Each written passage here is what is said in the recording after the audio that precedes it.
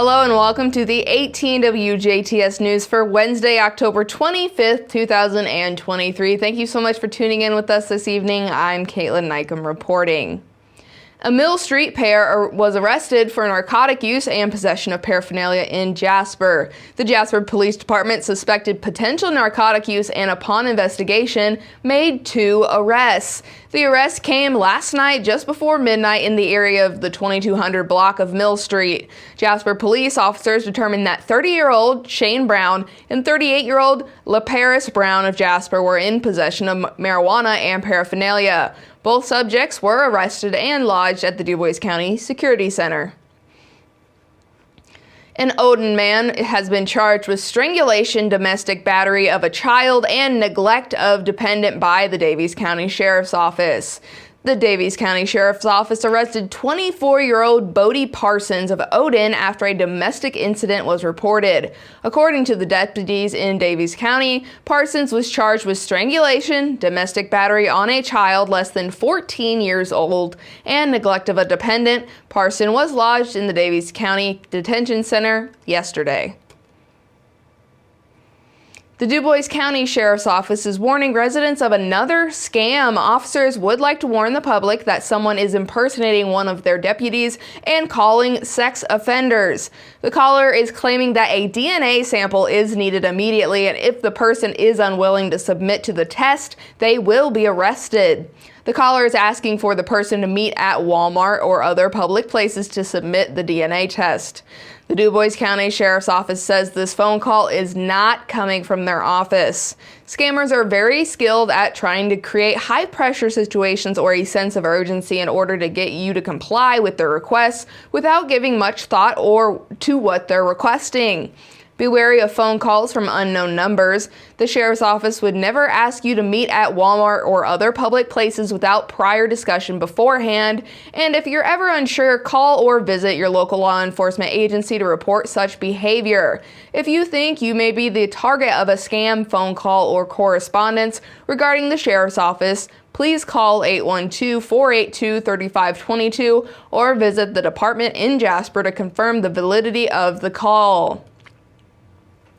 The Orange County Sheriff's Office received a grant from Hoosier Uplands. With the grant to the Orange County Sheriff's Office, the department was able to purchase each deputy rifle rated plates and plate carriers. These plates are for vests, which provide added protection to what they are issued to wear daily. This Hoosier Uplands grant also allowed the purchase of a DJI Mavic 3T drone equipped with a thermal imaging camera and loudspeaker. This drone will be utilized in search and rescue efforts for lost individuals in the Orange County's vast wooded areas, amongst many other uses. And in other news from the Orange County Sheriff's Office, they are asking residents to be on the lookout for counterfeit money. They say they have been made aware of counterfeit $100 bills being circulated in the Orange County area. These bills look deceivingly real. If you come across a bill that appears to be a counterfeit, please contact local law enforcement and they will assist you. Law enforcement agencies, banks, and cash processors will submit suspected counterfeit currency to the Secret Service through the U.S. Dollars website.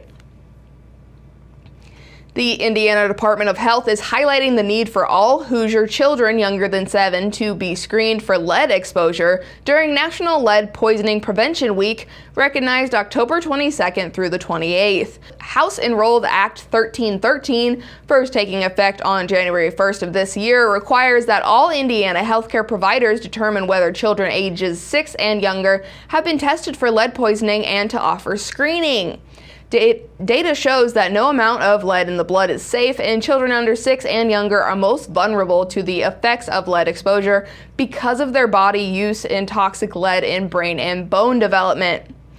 Young children are also more likely to be exposed to lead by placing their hands in their mouths, which may be contaminated by lead dust.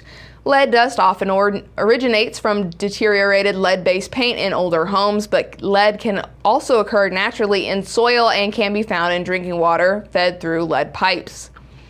Signs of lead exposure can include damage to the brain and nervous system, learning and behavioral problems, developmental delays, and hearing and speech problems. Visit indianaleadfree.org for more information about the effects of lead poisoning and the importance of testing.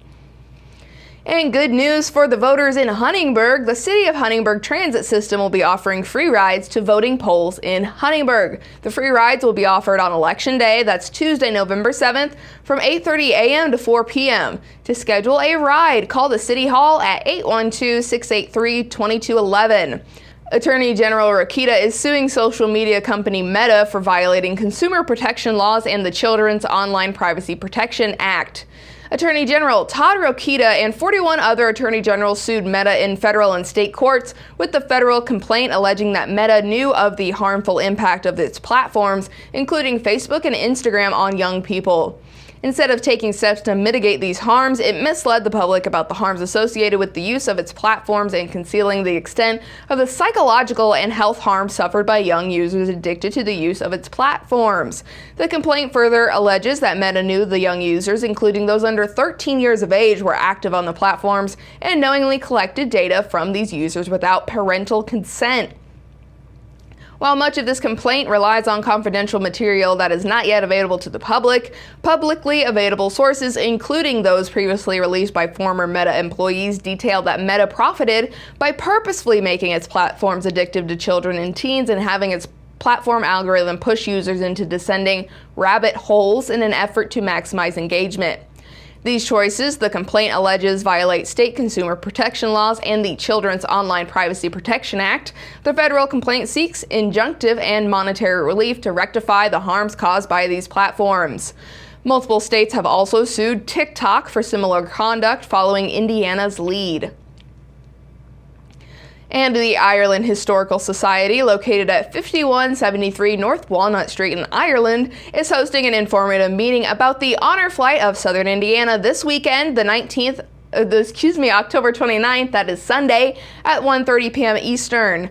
Honor Flight is available for anyone who has served in the United States Armed Forces. This event is open to all, and the public is invited to attend and learn more about how to get a veteran on the Honor Flight of Southern Indiana. Past United States Armed Forces members will be present, sharing their experiences, and refreshments will be served. And that is a wrap on your Hump Day Evening News on 18 WJTS. We'll be right back with a look at your weather, followed by sports.